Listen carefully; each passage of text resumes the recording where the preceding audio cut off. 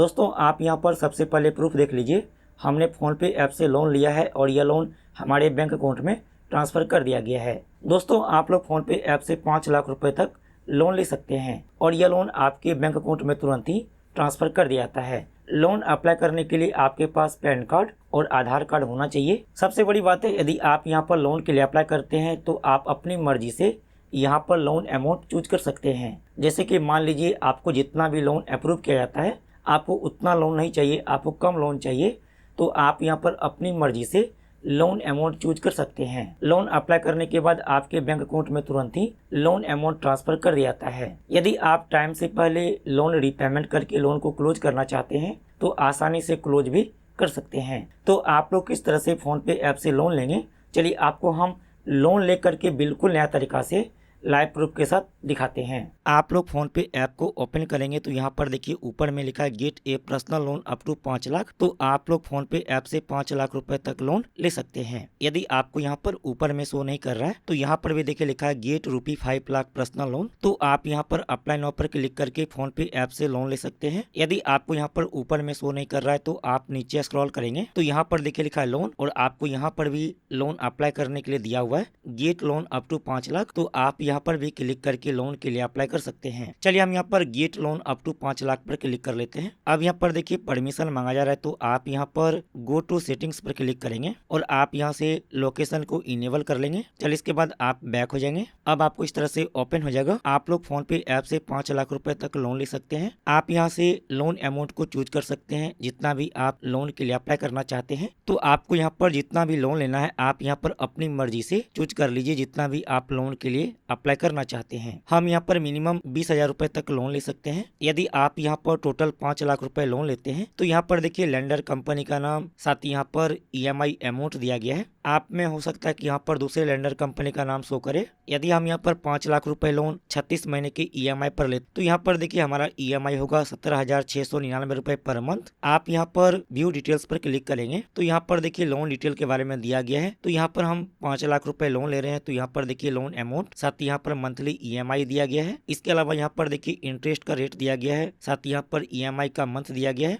और यहाँ पर देखिए पहला EMI का डेट भी दिया गया है। यदि हम यहाँ पर टोटल 5 लाख रुपए लोन लेते हैं तो यहाँ पर देखिए लिखा है प्रोसेसिंग फी 14,750 रुपए। तो जो यहाँ पर प्रोसेसिंग फी दिया गया है यह काट करके ही आपके बैंक अकाउंट में लोन अमाउंट ट्रांसफर किया जाता है। तो यहाँ पर 5 लाख रुपए लोन लेने पर हमारे बैंक अकाउंट में 4,85,250 रुपए लोन अमाउंट ट्रांसफर किया जाएगा और हमें यहाँ पर टोटल 6,37,197 रुपए लोन रीपेमेंट करना होगा। यदि हम यहाँ पर 24 महीने की EMI पर यह लोन लेते हैं तो हमारा EMI होगा 24,598 रुपए पर मंथ। आप यहाँ पर व्यू डिटेल्स पर क्लिक करके आप यहाँ से लोन डिटेल चेक कर सकते हैं। हमें यहाँ पर टोटल 5,90,374 रुपए लोन रीपेमेंट करना होगा। साथ ही यहाँ पर देखिए 12 महीने का भी EMI मंथ दिया गया है। हम इसको यहाँ पर सेलेक्ट करते हैं। इसके बाद व्यू डिटेल्स पर क्लिक करते हैं तो यहाँ पर देखिए लोन डिटेल के बारे में दिया गया है। यदि हम यहाँ पर 5 लाख रुपए लोन 12 महीने की EMI पर लेते हैं तो यहाँ पर देखिए टोटल हमें 5,45,778 रुपए लोन रीपेमेंट करना होगा। तो आप यहाँ पर जितना कम दिनों के लिए लोन लेते हैं आपको यहाँ पर उतना लोन रीपेमेंट कम करना पड़ता है। तो आप यहाँ से लोन अमाउंट को चूज करके देख लीजिए आपको कितना लोन के लिए अप्लाई करना है। यहाँ पर देखिए हमने 1 लाख रुपए चूज किया है तो यहाँ पर देखिए और भी लेंडर कंपनी का नाम दिया गया है, जैसे कि यहाँ पर देखिए PU फाइनेंस, साथ ही यहाँ पर क्रेडिट साथी। इसके अलावा यहाँ पर देखिए L&T फाइनेंस भी दिया गया है। यदि हम यहाँ पर 1 लाख रुपए लोन 30 महीने की EMI पर लेते हैं तो यहाँ पर देखिए हमारा EMI होगा 4,339 रुपए पर मंथ। 24 महीने के लिए यहाँ पर दिया गया है, साथ ही यहाँ पर 18 महीने के लिए, 12 महीने के लिए और 6 महीने की EMI पर यह लोन हम ले सकते हैं। व्यू डिटेल्स पर क्लिक करते हैं तो यहाँ पर देखिए 1 लाख रुपए लोन लेने पर हमारे बैंक अकाउंट में 97,000 रुपए लोन अमाउंट ट्रांसफर किया जाएगा। साथ ही यहाँ पर देखिए टोटल हमें 1,30,135 रुपए लोन रीपेमेंट करना होगा। यदि हम यहाँ पर मिनिमम 20,000 रुपए लोन लेते हैं तो यहाँ पर देखिए EMI मंथ, साथ ही यहाँ पर EMI अमाउंट दिया गया है। हम यहाँ पर 1 लाख रुपए लोन लेना चाहते हैं तो हम यहाँ पर सेलेक्ट कर लेते हैं। इसके बाद कंटिन्यू पर क्लिक करेंगे। अब यह लोन 4 स्टेप में कंप्लीट होगा। सबसे पहले आपको यहाँ पर अपना पर्सनल डिटेल फिलअप करना होगा। इसके बाद आपको यहाँ पर KYC वेरीफाई करना होगा। इसके बाद आपको यहाँ पर ऑटो पे सेटअप करना होगा। इसके बाद आपको यहाँ पर लोन एग्रीमेंट को साइन करना होगा। इसके बाद आपके बैंक अकाउंट में लोन अमाउंट ट्रांसफर कर दिया जाता है। तो यहाँ पर आपको डिटेल फिलअप करना है। यहाँ पर है पैन,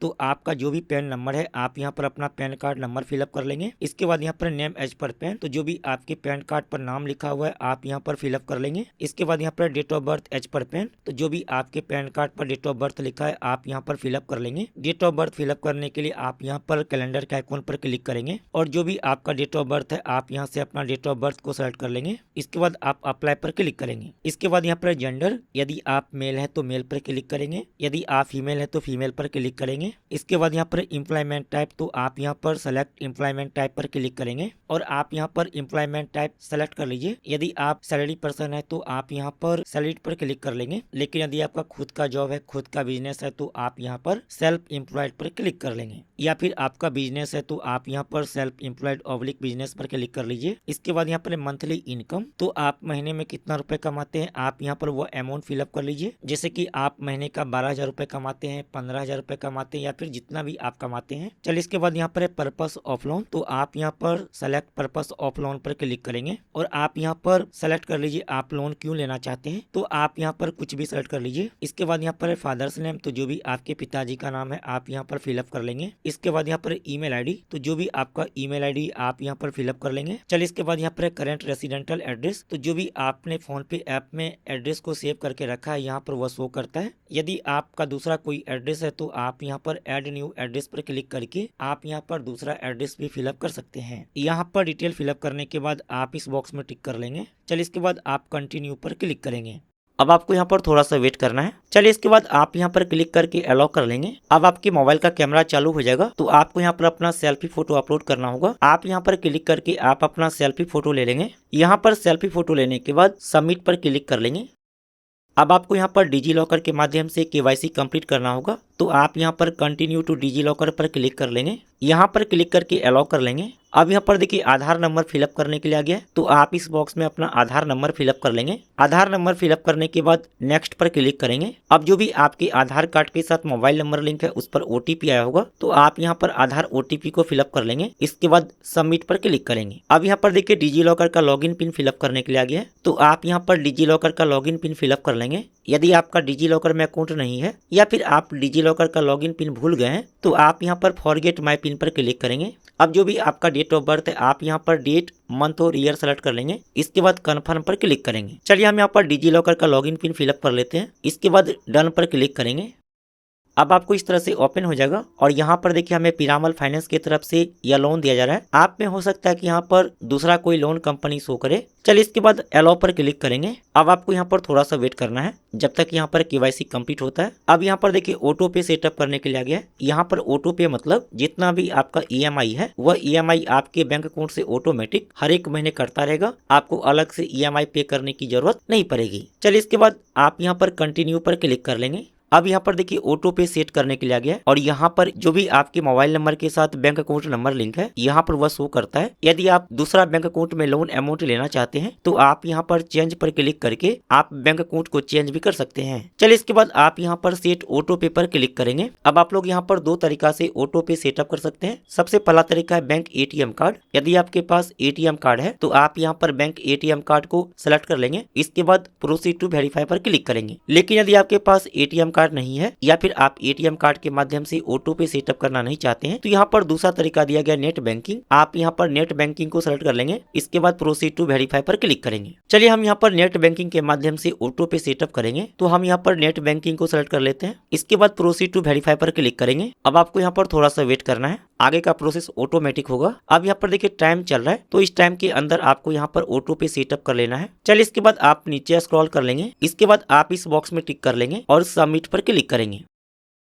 अब यहाँ पर देखिए नेट बैंकिंग में लॉगिन करने के लिए आ गया, तो जो भी आपके नेट बैंकिंग का यूजर आईडी है आप इस बॉक्स में फिलअप कर लेंगे। इसके बाद कंटिन्यू पर क्लिक करेंगे। अब यहाँ पर देखिए लॉगिन पासवर्ड फिलअप करने के लिए आ गया, तो आप इस बॉक्स में अपना नेट बैंकिंग का लॉगिन पासवर्ड फिलअप कर लेंगे। इसके बाद लॉगिन पर क्लिक करेंगे। अब बैंक की तरफ से आपके मोबाइल नंबर पर ओटीपी आया होगा, आप इस बॉक्स में ओटीपी को फिलअप करेंगे। इसके बाद सबमिट पर क्लिक करेंगे। अब आपको यहाँ पर थोड़ा सा वेट करना है, आगे का प्रोसेस ऑटोमेटिक होगा। अब यहाँ पर ऑटो पे सेटअप हो रहा है, तो आपको यहाँ पर थोड़ा सा वेट करना है। इसके बाद रिमाइंड लेटर पर क्लिक कर लेंगे। अब दोस्तों यहाँ पर देखिए हमारा ऑटो पे सेटअप हो चुका है, यहाँ पर देख सकते हैं। चलिए इसके बाद डन पर क्लिक कर लेंगे। अब आपको यहाँ पर थोड़ा सा वेट करना है। अब यहाँ पर देखिए आ गया लोन एग्रीमेंट। चलिए इसके बाद आप नीचे स्क्रॉल करेंगे। इसके बाद यहाँ पर लोन एग्रीमेंट, आप यहाँ पर क्लिक करके लोन एग्रीमेंट को डाउनलोड कर लेंगे। चलिए इसके बाद पीडीएफ को ओपन कर लेते हैं। तो यहाँ पर देखिए लोन एग्रीमेंट दिया हुआ है, यहाँ पर लोन डिटेल दिया गया है। इसके बाद यहाँ पर एक की फैक्ट स्टेटमेंट, तो आप यहाँ पर क्लिक करके इसको डाउनलोड कर लेंगे और ओपन करेंगे। तो यहाँ पर देखिए आपको लोन डिटेल के बारे में दिया हुआ है, आप यहाँ से इसको रीड कर सकते हैं। चलिए इसके बाद आप इस बॉक्स में टिक कर लेंगे और कन्फर्म पर क्लिक करेंगे।